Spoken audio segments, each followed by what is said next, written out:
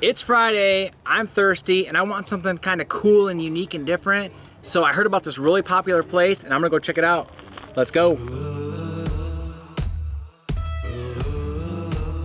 Tell me about how this whole entire thing got started. I began homebrewing, just entered competitions and started getting into these clubs. And now it's turned into something that's completely different than what I ever anticipated it to be. Now we're family-friendly atmosphere with live music and food trucks, and it's just great. I mean, we couldn't have asked for more. There was an existing building here, right? It was just an empty building, had carpet in it, land where the cows would just come and eat the grass, and Dustin's dad, our family, helped us build something that took our vision and what we wanted out of it and just rolled with it. When you first pull into this awesome place now, you see a really cool older vehicle at the front. Tell me the story on that. Keywords, rusted old truck, came across one, we had a budget and it was a little over our budget, and I was like, hey, I found one, like, this is it.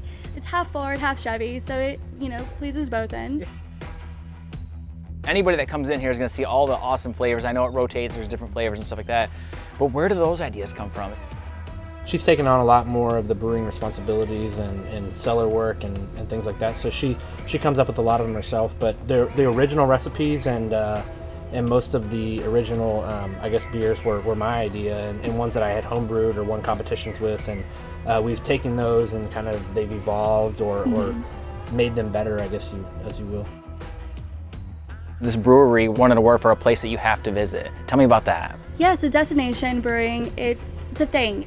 It's just an item, and it's something that people want to do. It's a destination, it's travel. It gets people out of the city, right? So there's like tons of breweries in the city that you can go to, but you're sitting on a patio looking at a street with cars. You know? And so out here you feel like you're really like getting away, escaping, and you feel safe. Your family feels safe, and you can bring your kids, and there's a playground. So that's really what we're trying to go for. We have beer that's gonna satisfy everybody's palate, from the light to the dark to the adjunct to the sour to the clean. And then if you aren't into beer, we want to make sure that we have something for you to drink. For the kids, it's homemade soda that we make, or that's cool. People that aren't into beer, it's wine or cider for gluten-free options. You talked about expansion, and you walked us through some areas that you are going to expand. So talk to us about that process. Like, I guess from a timeline, and your goal is with that new spot out there. Yeah, so we're expanding about 2,000 square feet in the back. So we're going to have half of it's going to be production space, and another half is going to be event space / tap room overflow for our tap room we have now. Right. So we have 2 bars operating at the same time, and our ultimate goal is to be able to expand more hours. Probably first starting out with like maybe a Sunday. Still on the first and third weekends of each month. We try to draw people here and bring them all in at once, create this atmosphere, an event, and then people kind of leave and then like, wow, that was awesome. I can't wait to go back. But beer takes 2 to 3 weeks to make. So what we do now affects us the next opening. And since we're just such on a small batch system, we have to make sure, of course, quality is there.